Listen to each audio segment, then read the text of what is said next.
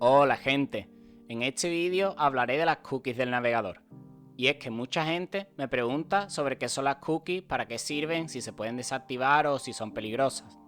Así que a raíz de tantas preguntas me pareció buena idea aclarar esto.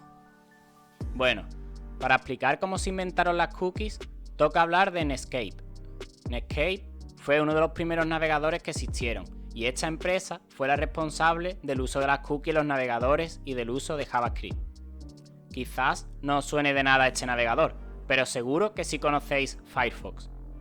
Y es que en 1997 Netscape decidió liberar todo el código tanto de JavaScript como del navegador Netscape. Todo este código se liberó bajo el proyecto de Mozilla.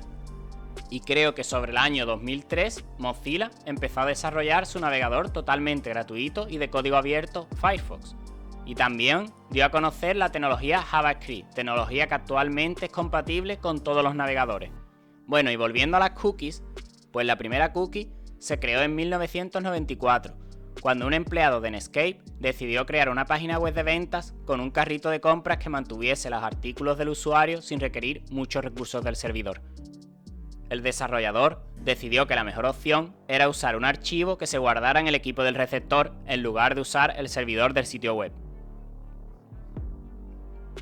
Después de esto, comenzaron a aparecer navegadores que soportaban la utilización de cookies. Internet Explorer 2 y Netscape fueron los primeros. Y entonces preguntaréis, ¿pero qué es una cookie? Pues cuando un usuario de Internet carga un sitio web, este sitio web comprueba si ha establecido cookies en ese navegador con anterioridad. Si este es el caso, el navegador puede leer la cookie, que contiene la información de las preferencias del idioma de usuario, la localización, la moneda, contraseña de entrada, actividades de navegación previa, intereses, etc. De esta manera, el sitio web puede personalizarse para un usuario específico. La web puede recordar la contraseña, la dirección y detalles de facturación para que así no tenga que introducir toda esa información de nuevo en cada visita o cada vez que efectúe una compra en esa web. El sitio también puede sugerir contenido que puede ser especialmente relevante para un usuario en concreto. La web puede monitorizar la actividad en el sitio proporcionando un análisis exhaustivo de cómo la web está siendo utilizada, permitiendo así a los propietarios de la web optimizar y mejorar su sitio. Además, si la web tiene espacios publicitarios para monetizar el número de páginas vistas, por ejemplo en el marco de la web, la red actual de anunciantes puede adaptar los anuncios que muestra para ajustarse a gustos o requerimientos de los usuarios. En resumen, una cookie es un paquete de datos que un navegador web almacena de forma automática en el ordenador de un usuario cuando éste visita una página web. La cookie es enviada desde el servidor al visitante de la página web. Posteriormente, cada vez que el usuario visite esa misma página web o alguna otra del mismo dominio, la cookie será leída por el navegador. Entonces, esto os daría a pensar si son peligrosas, ¿no? Bueno, una cookie son solo datos que se almacenan en el ordenador del usuario. Pero como el almacenamiento se realiza por orden del servidor web, siempre ha existido el miedo de que se pudiera hacer algo malicioso. Sin embargo, las cookies no son software ni tampoco son fragmentos de código, son simplemente datos. Por tanto, en principio las cookies no pueden transmitir y ejecutar virus, ni instalar malware como troyanos o programas de espionaje. Sin embargo, las cookies sí que pueden ser utilizadas para realizar un seguimiento de la actividad de un usuario en la web. Existen otras cookies un poco más problemáticas y a estas se le llaman cookies de seguimiento. Las cookies de seguimiento son cookies, es decir, archivos de texto depositados en los navegadores, que son capaces de almacenar datos del usuario de ese navegador específico, tales como sus acciones en una página web, su actividad de navegación, compras, preferencias, direcciones IP, localización geográfica y cosas por el estilo. Normalmente, esta información se usa para orientar y mostrar anuncios de forma tan precisa como sea posible.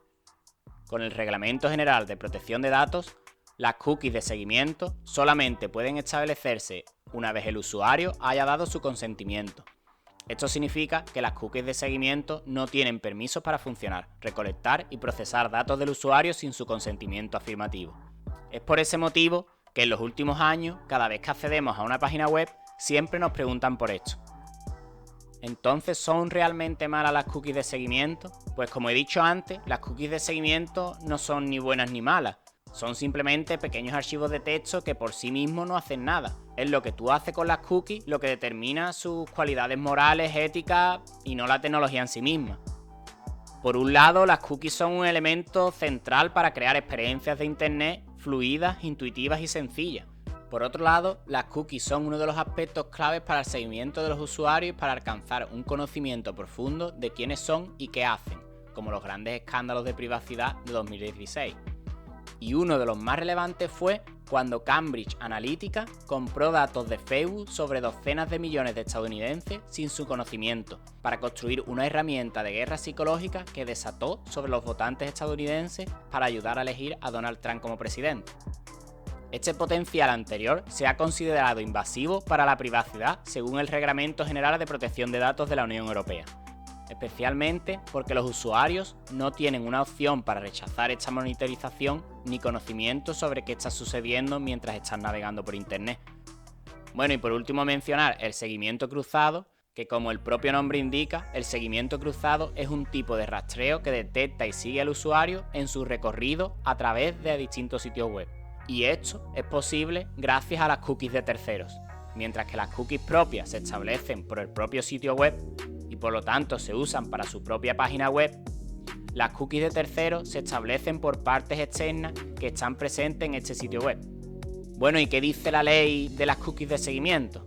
Pues el Reglamento General de Protección de Datos, una legislación de la Unión Europea que entró en vigor el 25 de mayo de 2018, dice que no puedes rastrear a tus usuarios sin su consentimiento u otras razones legítimas. Esto significa que todos los propietarios de páginas web que establecen cookies de seguimiento y tienen visitantes de países de la Unión Europea deben tener una solución apropiada para gestionar los consentimientos en la página web. El consentimiento debe ser obtenido previamente al establecimiento de la cookie. Debe ser registrado y almacenado de manera segura como documentación de que el consentimiento ha sido otorgado y debe de ser revocable.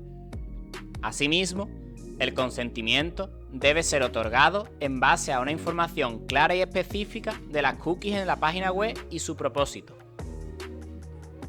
Bueno, y por último os preguntaréis que cómo podremos eliminar, bloquear o detener las cookies de seguimiento. Las cookies se irán asentando en función al navegador que use, así que en principio necesitarás borrar las cookies de cada uno de los navegadores que utilices, por ejemplo Safari, Chrome, Firefox o el que sea. La opción más sencilla yo diría que es que utilices una herramienta como CCleaner, que limpia las cookies, el seguimiento y los registros de tu disco duro y todas tus aplicaciones de una vez.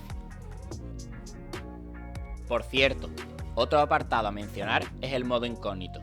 En el modo incógnito no se guardará en el dispositivo tu historial de navegación, las cookies, los datos de los sitios ni la información que hayas ingresado en los formularios.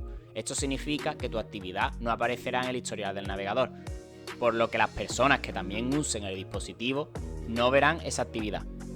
Los sitios web te verán como un usuario nuevo y no saben quién eres, siempre y cuando no accedas a tu cuenta. Bueno, creo que con esto ha sido suficiente, espero que os haya sido de utilidad y nos vemos en el próximo. Un saludo.